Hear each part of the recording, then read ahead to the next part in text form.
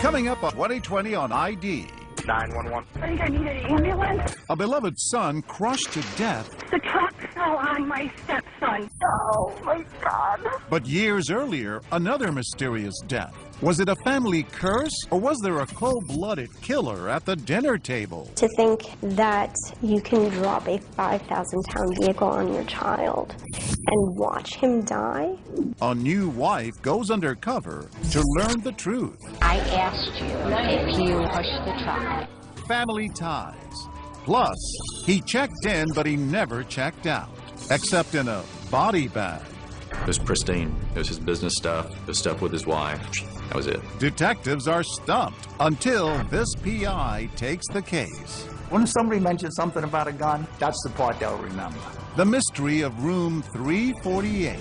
I know what you did. Welcome to 2020 on ID. I'm John Quinones. Sometimes we get that feeling in our gut that things aren't quite what they appear to be. But uncovering the truth can take months, even years. Coming up, 3 stories of crimes that almost went unsolved, if not for the sheer determination of some unlikely sleuths. First, a family plagued by a series of tragedies. It seemed like a streak of bad luck. But as David Muir first reported in 2013, a son's death would galvanize long-simmering suspicions and lead to accusations of murder.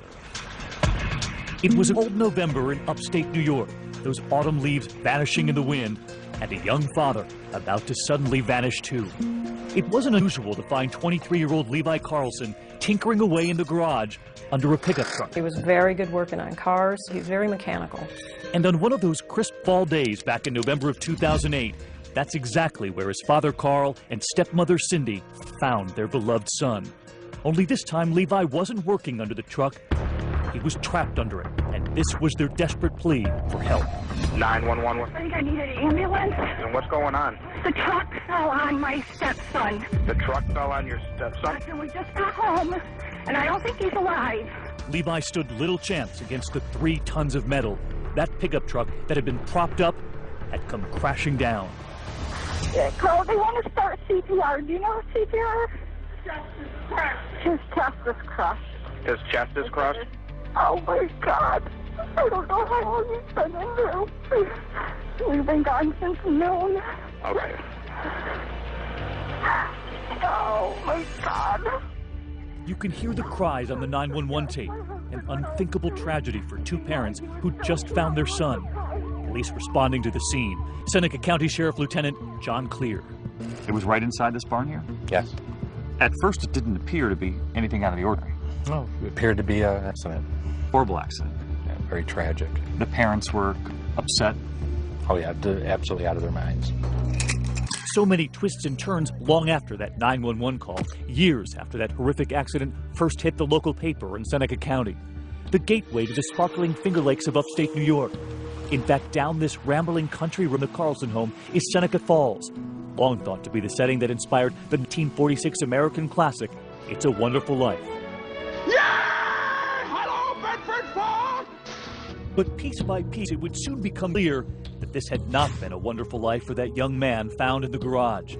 4 years after what seemed to be an accident, a bombshell call to police, a call on the tip line from a member of Levi's own family, telling that investigator, follow the insurance money. So you were the one who answered the call? Yes. And this investigator was on his way back to that family farm. Do you remember the call to this day? Oh yeah. The lieutenant telling us the clues were immediate. Red flag number 1. They discover a brand new insurance policy for Levi taken out just 17 days before he died. There was this large insurance policy that was collected on over $700,000 that was taken out only 17 days before the death. For the young man in the garage. Is that typical that someone that young would have an insurance policy? It seems unusual that a young man in early 20s would have that large. And then red flag number 2. But who was the beneficiary? His father, Carl. Why would you name your father the beneficiary when you have your own children? I think we were asking that same question, David. And they were soon asking something else. Just listen to red flag number 3. You discovered a note written by Levi? Yes. That Levi had left. Saying what? His father was going to sole executor his estate and control, basically disperse the money to his kids, and that he did not want to be resuscitated. When was the letter notarized? The day of death. The very same morning. And while investigators now believed the evidence was damning, Carl Carlson planned his own son's death, the whole town tried to wrap their heads around the sinister plot. A plot Levi's sister suspected from the very start. My father is a sociopath. The only one that matters to him is him. Well, we were just pawns in his game. Aaron's brother's death, she insists, was cold-blooded murder. He didn't die instantaneously. He had time to sit there and understand what was happening to him. And that the killer she long suspected inside their own home, their father. For years, Aaron says they grew up in fear of their father. And unlike his sisters, Levi stayed in that small town where they were raised. He had 2 young daughters of his own. But he was still under the thumb of a father who Aaron says he was desperate to please. He was basically an indentured servant to my parents, and they were, I don't know, they were controlling everything. He wanted more than anything to just have a close relationship with our father. He was really striving for that. But she is convinced that as her brother tried to build that relationship, her father was crafting something else, the plan to kill his son. To think that as a parent, you can drop a 5,000-pound vehicle on your child and watch him die, it's absolutely unimaginable.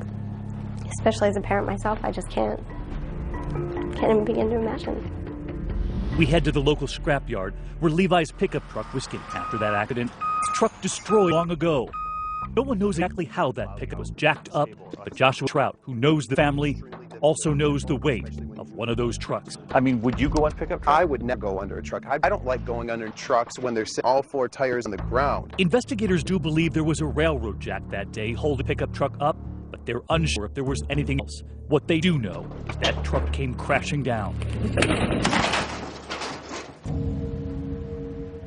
You wouldn't stand a chance. You're gone. I mean, you're gone. And just when investigators begin asking how a father could do this, the evidence of a pattern, they say, begins to mount. That Carl Carlson had cashed in on insurance claims before. August 1986, a car fire. The cause, electrical. The insurance payout, $10,000. November 2002, a barn fire that killed 3 prized horses. The cause, also electrical. The insurance payout, $115,000.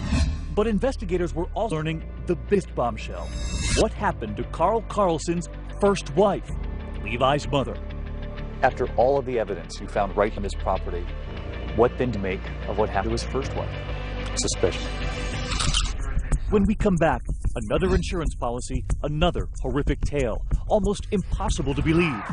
Carl Carlson's second wife feared she was next, and what she was willing to do to trap her own husband. So you send her in through the parking lot? Yes. And she has a wire on where? Underneath her clothing. What she got on tape when we come back.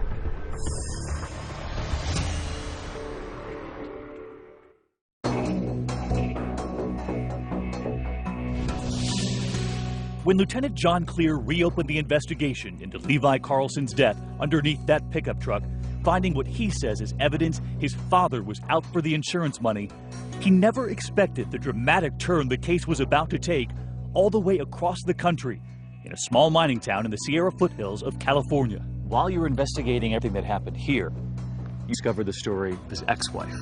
Yes. Could you believe it? It certainly raised a lot of concerns. The stunning discovery: Levi's mother, Christina, Carl Carlson's first wife, had died in a 1991 house fire. And who just happened to be the beneficiary of a $200,000 life insurance policy? Her husband, Carl. She'd been a vibrant, doting mother. You can see her here in home videos, holding one of her 3 young children, Aaron, Levi, and Katie. She literally did everything for me. She was just an amazing woman.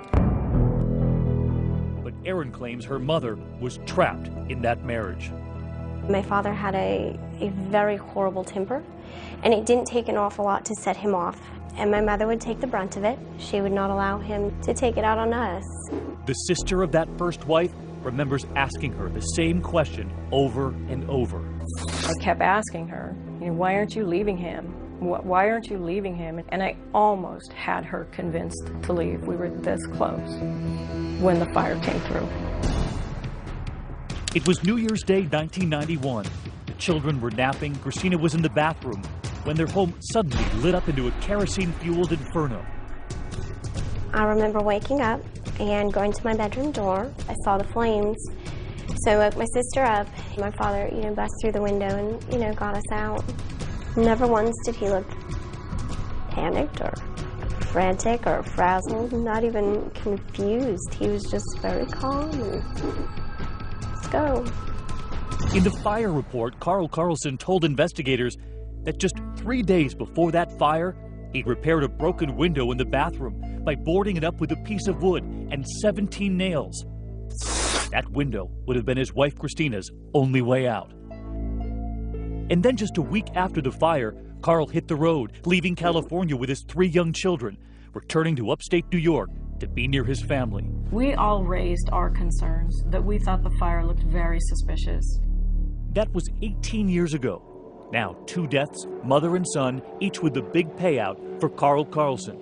Was he a man cursed with family tragedies? Or was he murdering his own family members for money? A lot of people have said when this guy needed money, a family member would die. There's definitely a pattern there. Authorities in California begin to reinvestigate, reopening the case of Carl Carlson's first wife. Who was about to help take him down? Carl Carlson's second wife, Cindy. You're about to see her play a critical role in the arrest of her own husband. You find all these red flags and you decide we're going to call the wife, Cindy. And what does she say? The first thing said was, "Thank God you called." She said, "Thank God." Yes. Investigators say Cindy Carlson feared she could be next and had moved out of their home. She was afraid. Yep. She being a pattern. Was she convinced there was a killer in her own home? I think that she suspected it. She believed that there was an insurance policy on her. On her too. Yeah. When you asked her to help you out, she said yes. She agreed. It was called Operation Abigail's, and it all went down at this local restaurant, known more for its chicken wings than undercover stings, and 2020 was taken right through it. So they walk in as a couple. She's got the wire on Underneath her clothing. And what does he think he's walking into? He thinks he's coming to talk to his wife about getting back together. About conciliation? Yes. He has no plan to get together? No. She's here for you? Yes. Cindy sat down with her husband, that wiretap hidden. One intention, to catch Carl Carlson on tape confessing to Levi's murder. A confession she had told investigators he'd already made to her once before. So as they're sitting there at that, well, how many other undercover investigators are here in the restaurant? There was a total of 4. And this is what they got. I mean, you're sorry about it, right? Every minute. Okay, Carl, and I asked you if you pushed the truck, and you said yes. No, I didn't push the truck. I said I had nothing to do, but I said I took advantage of the situation once it happened. And that is exactly what I said to you. Carl, you told me that you didn't set it up that way, but when you were in there, you saw the opportunity. No, after it had happened, then I panicked and saw the opportunity to where, like what you wrote. That's exactly what I said. One of the most significant remarks was that he took advantage of opportunity. Opportunity. Very strange word for a father to use about a son's death. I would find it very unusual that a parent would refer to the death of their child an opportunity. Carl Carlson agrees to meet his wife again, but Cindy and that team of investigators have other plans. So you're all set? I'm all set, okay. So he thinks he's coming to meet her again? Yeah. But you're waiting for him time? Yes. And you haul him in first in? Yes. How many hours? About 9.5. Almost 4 years to the day after Levi Carlson was crushed to death, Carl Carlson now sitting inside this interrogation room across from investigators. What killed him? The truck. How'd the truck kill him? It landed on him. And I had nothing to do with the truck landing on him. Nothing. Absolutely nothing. You haul him in, and you begin asking questions. How many different stories do you have? 3. Version 1, Carlson says he and his wife come home from a funeral and a dinner afterward to find Levi dead under the truck. But soon, version 2, he was now saying that he and his wife were preparing to leave for that funeral when he discovered his son in the garage, pinned under the truck. The truck had already been fallen over. and I found him dead. And so this is around noon. You this. found around noon or just before noon. You found him. You went out there and the truck was rolled over on him. Yeah, and I panicked. I don't know. So you panicked in what regard? Just I left. So now I went you saw him. Did you run over and call medical help? Call 911 to get help? No, I didn't do anything. I froze.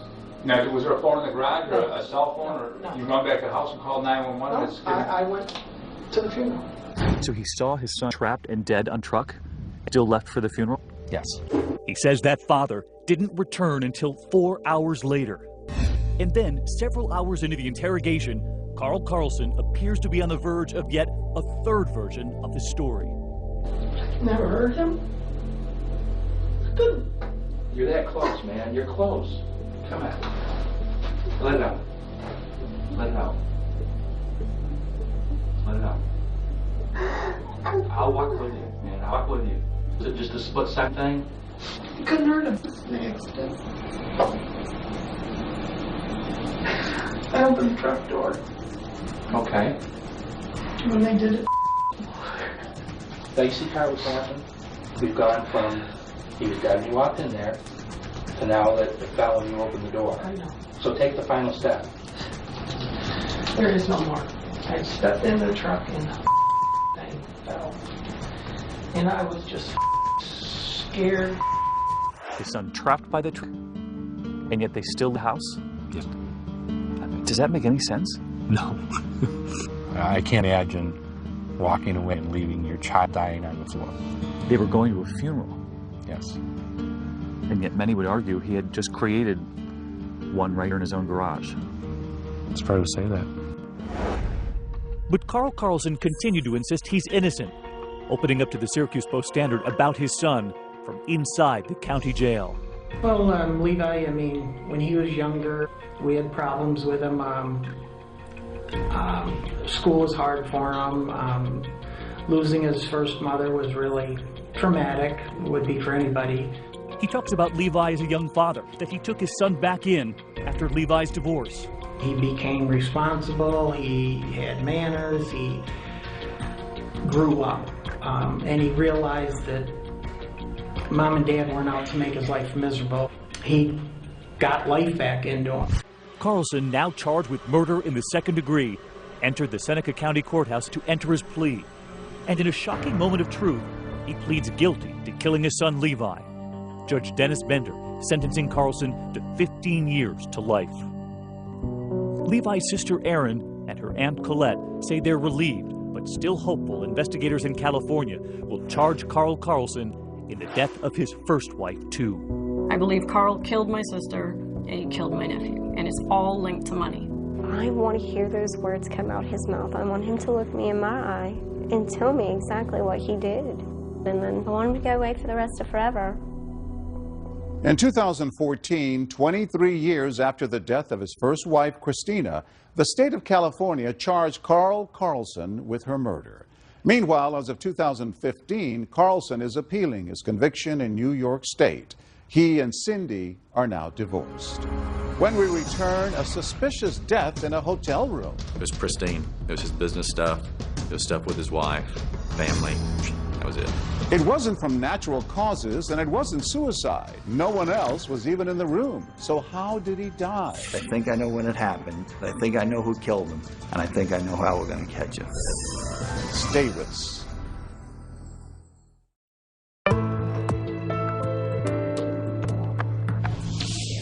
Now the story of a family man who checked into a hotel but never checked out. As David Muir first reported in 2013, the mystery of how he died might never have been solved except for a determined widow and the private eye who saw what others missed. Drive along Interstate 10 long enough, and eventually you'll run into Beaumont, Texas. Home to Big Steer, Big Oil, and one big mystery. It happened here at the Elegante Hotel, not exactly the Four Seasons, although Greg Flanagan didn't mind it. He liked it here. But on September 15th, 2010, the oil man and devoted husband, seen here on hotel security footage, walked in and headed to his room. Hours later, he would check out in a body bag.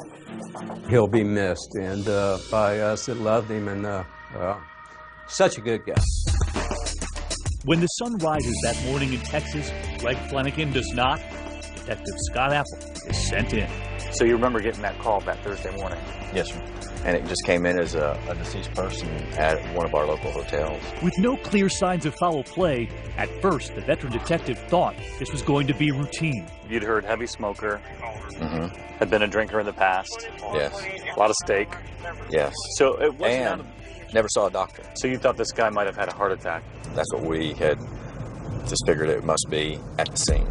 Detective Apple heads to room 348, and inside that door, 55-year-old man face down on the carpet. You open the door, right, and you see Greg Flanagan on the floor. Right there. Yes, sir. In fact, there's nothing to suggest this is a crime scene at all. Flanagan's cash is still in the room, candy and cigarettes on the bed, a soda on the table. At first glance, it looks like this must have been death from natural causes. This room was his home away from home. Right. Greg Flanagan had lived a good life. He had a great wife, success in the oil business, many friends, and few, if any, enemies. Give you not only a shirt off his back, but the shoes off his feet. Friend Miles Martin met Greg in the 4th grade in Louisiana, and those boys from the bayou maintained a friendship ever since. I thought, well, those damn cigarettes, they finally, they snuck up on him. Inside room 348, Detective Apple says his initial investigation indicated that the victim had a regular, rather humdrum routine. Flanagan at home with his wife in Louisiana on the weekends, but during the week he would live out of a small suitcase here at the Elegante, doing pretty much the same thing every night. He'd set up, and that was his routine for the evenings. He had his phone to communicate with his wife or business. It seemed the traveling oil man had settled in for the evening. He just ordered Iron Man 2 on pay-per-view. He was a creature of habit, and that was his routine. But this Cajun cowboy had taken his last ride to Texas. All that was needed now was the medical examiner to list a cause of death. Everyone thought the case would be closed. So his body is taken away to the medical examiner. Right. And pending if he can just essentially confirm that it was a heart attack. Dr. Tommy Brown of Fast Talking Texan was the medical examiner here. He was about to add a shocking twist to the case. Brown would find that Flanagan's body suffered severe internal damage, broken ribs, lacerations to the liver and scrotum, and a hole in his heart, all caused by blunt force trauma. But from what? And from whom? Nothing had happened to him at work. Nothing had fallen over on top of him in that room. There was no accident or anything happened to him on the way to the hotel. No accident. In fact, the medical examiner was now ruling this death a homicide, convinced that someone had killed him. Did you ever think the ruling would be homicide? No.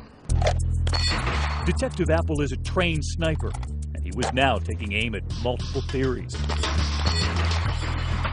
Could he have been seeing another woman? Or maybe there's a jealous husband, but that's not Greg.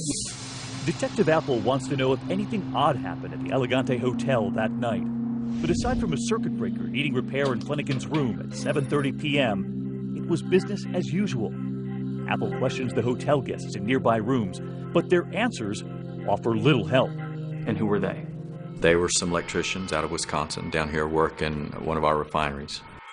That's electrician Tim Steinmetz and his colleague Lance Mueller, entering the hotel with beer. They're later joined by fellow electrician Trent Pisano. You asked them had they heard anything that night? They said, oh, we hardly ever saw him. We don't know. Flanagan's cell phone records show nothing but a dutiful husband. It was pristine. It was his business stuff. It was stuff with his wife, family. That was it. The detective works tirelessly, but all he has is a dead guy, a bunch of dead ends, and as the days drag into weeks, a very angry widow. She would vent and yell at me. I can take that. I understand that. With the investigation seemingly losing steam in Texas, a grieving and frustrated Susie Flanagan is desperate for answers. We need to know if anybody heard anything, saw anything, knows anything. Things were basically stalled, and until she took control over the situation at that point, and she hired her own investigator. And not just any investigator, but a former New York cop and federal agent now living in Florida. His name is Ken Brennan, a man with a passion for crime solving, motorcycles, fine cigars, and yes, golf. So your phone rings. So my phone rings. Do you remember where you were? Yeah, I was on a golf course. Hello? And what did she say? That it's kind of getting to be a cold case going on the back burner, and she wanted to see if I could find out who killed her husband. The private eye is off to Beaumont, Texas to get a better feel for the case. First thing you want to do is meet with the lead detective on the case. Scott's one of those kind of guys. He's just a real cop's cop, and we hit it off really well the first night I met him. I'll start on the carpet. You can start in the back. This dynamic duo, starting from scratch, reviewing the case file, going through the hotel room like housekeeping, even taking a closer look at the victim. Alcohol? No. Drugs? No. Pills? No. Nothing? Nothing. The only thing the guy did was smoke and eat candy bars. That was it. With more than $1,000 in cash still left in that hotel room, they rule out robbery. So instead, the investigators are now examining the security camera video, the broken circuit, some photographs, but none of them really feel like clues. There's simply no compelling theory.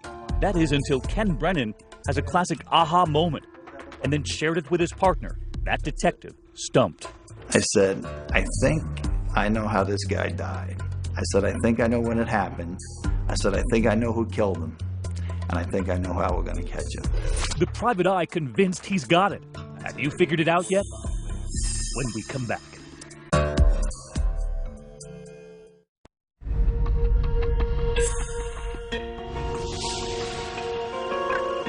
Every hotel has its rules. Here at the Elegante, they're actually written in stone. A Ten Commandments monument near the lobby reminds all, thou shalt not kill. But somebody broke that rule, and Greg Flanagan paid the price. You know, there should be more people in this world like Greg Flanagan. Unfortunately, he was stolen from his wife. Exactly. By the time private investigator Ken Brennan rolls into town, the body is cold, and the leads are even colder. Investigations are like a puzzle. A puzzle has many pieces, but each and every one of those pieces has to fit, and they have to fit perfectly. While the whodunit remains a mystery, the private investigator hones in on the when. This happened between 8:30 and 9 o'clock at night. He loved the room ice cold. His wife always said that, you know, he liked it like a meat locker. It was Flanagan himself who, while watching Iron Man 2 and making some popcorn in the microwave, tripped the circuit breaker. Part of the hotel goes dark. I said, when they came in to reset the circuit breaker, I'm sure they shut everything down to reset the circuit breaker, so they shut off the air conditioning. It had to have happened in that window right after the maintenance guys left. He was killed before he realized that the room got warm. Because he was so adamant about keeping the room freezing cold. Ice cold, exactly. And when detectives discovered that body, the room was boiling. No one had turned that air conditioner back on. Brennan theorized that perhaps the hotel blackout could have led to an argument between Flanagan and another guest who might have been ticked off. He must have had a confrontation. I said, we're going to find out that it was probably the two guys next door. Dead men tell no tales, but Brennan knows the living tell all sorts of stories. I know that if the guys next door had anything to do with this, they're not going to keep it to themselves. If they're involved at all, if they got in a confrontation, they're going to tell their other co-workers. Detective Apple goes to find all of the co-workers of those three electricians staying next door to Flanagan. Tim Steinmetz, Lance Mueller, and Trent Pisano. No one knows anything, except for a supervisor who says he does recall hearing some story about a gun going off. The details don't seem to match the Elegante killing, but Brennan perks up. Anytime anybody tells a story, when somebody mentions something about a gun, that's the part they'll remember. The gun. More than 8 months into the case, it's the first time anyone has ever mentioned anything about a gun. Detective Apple thought that was just crazy, but Ken Brennan said, no, we have to go check this out. They returned to the scene of the crime, room 348. And they saw this indentation in the wall. In fact, maintenance records show that the wall in Flanagan's room, room 348, had been repaired, but the indentation was noticeable, even in those crime scene photos. You noticed some patching on the wall. Yeah, so I said it's too big for a bullet hole, but let's see what it looks like on the other side. So now you're going into room 349. Correct. And that's where the electricians were hanging out. Let's go from the other side of the wall, put the dowel through the wall from where the bullet would have came from, put a laser on the end of that, and see what we have. I mean, you saw that laser. Right. Go through the wall. Right across the top of the bed, right at the head of his pillow where he'd been laying. Straight at the bed. Straight at the bed. Clear shot. Clear shot. I said, Scott, this shot. at that point, we know exactly what happened then. So I said, we got to get these guys. And you think someone must have fired a gun through that wall? Somebody discharged around through that wall. But has that private eye reached too far? Remember, the autopsy never mentioned anything about a gunshot wound, the medical examiner listing the cause of death as blunt force trauma. The medical examiner, Dr. Brown? Yes, sir. He's been doing it a long time. He's done some real good work. He's trusted. And what he says is the gospel. Respectfully, they now have to explain to the medical examiner they're rewriting his gospel. So you tell him your idea, and at first he's not buying it. He's not buying it at all. And he says, hey, he says, this guy was not shot. This guy was beaten to death. But Brennan keeps sliding the proof toward the medical examiner, all of the photos, making his case that all of that internal damage from the groin right up through the heart was caused not by a kick from someone, but from a bullet. I go, Doc, that's a bullet hole. Come on. And he just looked and he goes, oh. But while the cause of death has suddenly changed, will these men now change their stories? Convinced that Greg Flanagan was killed by a bullet fired from the neighboring hotel room where those electricians from Wisconsin were staying, Detective Scott Apple and Private Eye Ken Brennan travel there for a new round of interviews. They meet up at a local police department with electrician Tim Steinmetz, who once again appears courteous and curious. So what happens, guys? You guys ever find out what...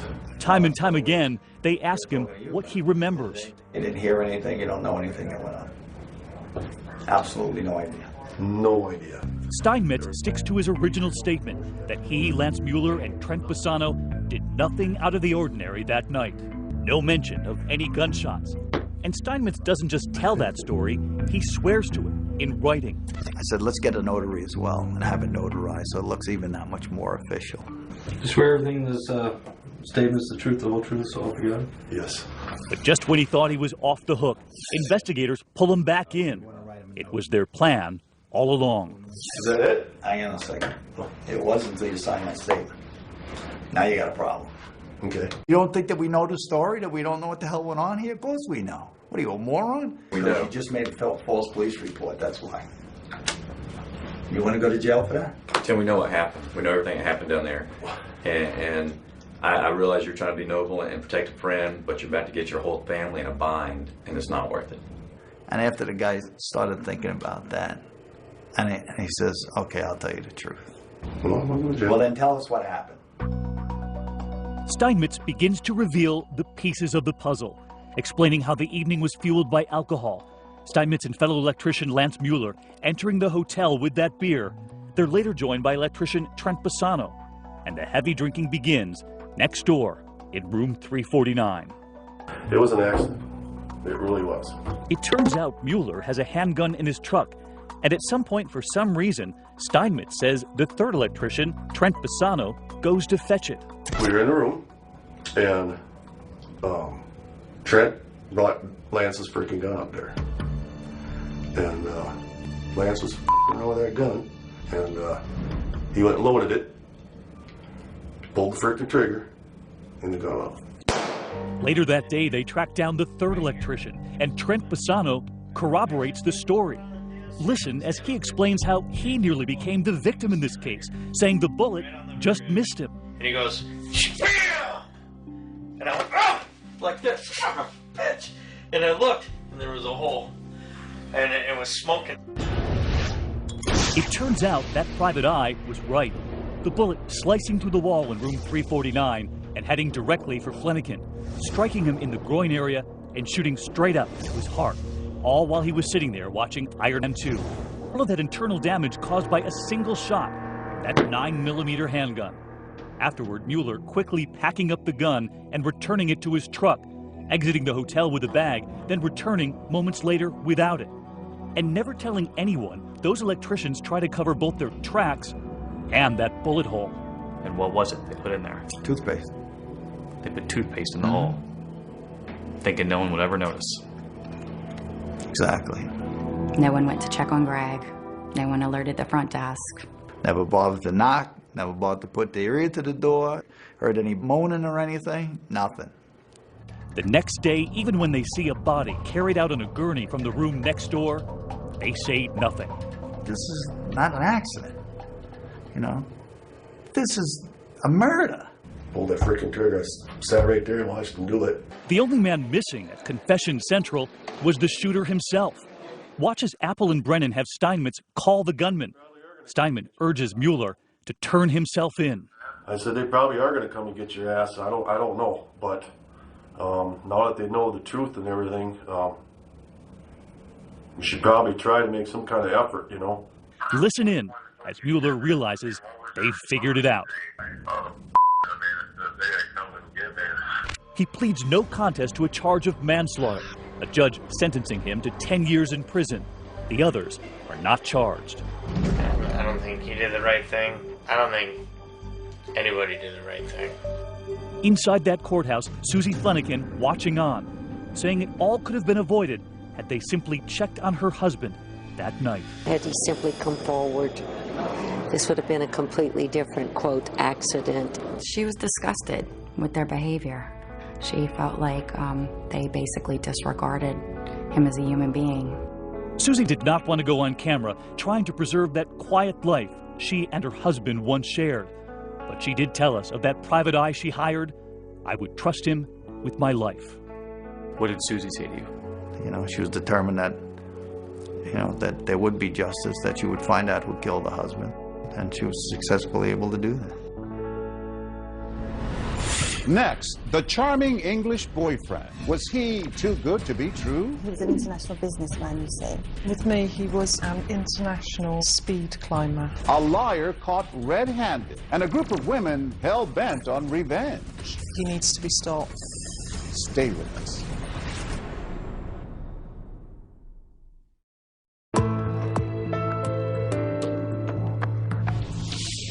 You might say the man you're about to meet had a way with the ladies, until, that is, someone uncovered his little secret. And as Nick Watt first reported in 2012, they took payback to a whole new level. Hello.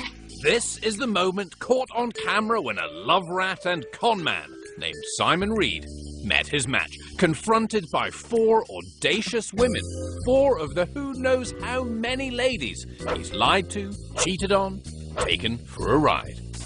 A friend called Paul filmed the face-off and provided a bit of muscle in case things got ugly. I think you've got something explaining to do. I certainly have. Well, go on then, get on with it. He does, but first, let us explain what led to this extraordinary showdown in a living room in England.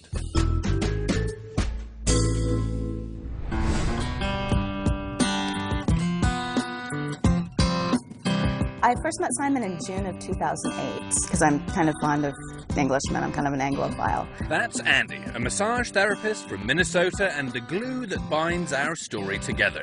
Simon met Andy on an internet dating site and told her he owned a construction company. By the time our second date rolled around, I was pretty excited to see him. Andy and Simon even talked marriage. Then, one day, Simon just vanished. Fled back to England, leaving Andy bewildered. Back home, he soon hooked up with Joe, who got a very different version of Simon Reed's life story. With me, he was an international speed climber, and he was setting up his own business. He borrowed nearly $30,000 from Joe for the alleged business and never paid her back. And what was he doing with the money you gave? Spending it on June. June, of course, was another girlfriend, part of the welcoming committee that night. A little further down the overlapping line of relationships, meet Nicola, who also met Simon online.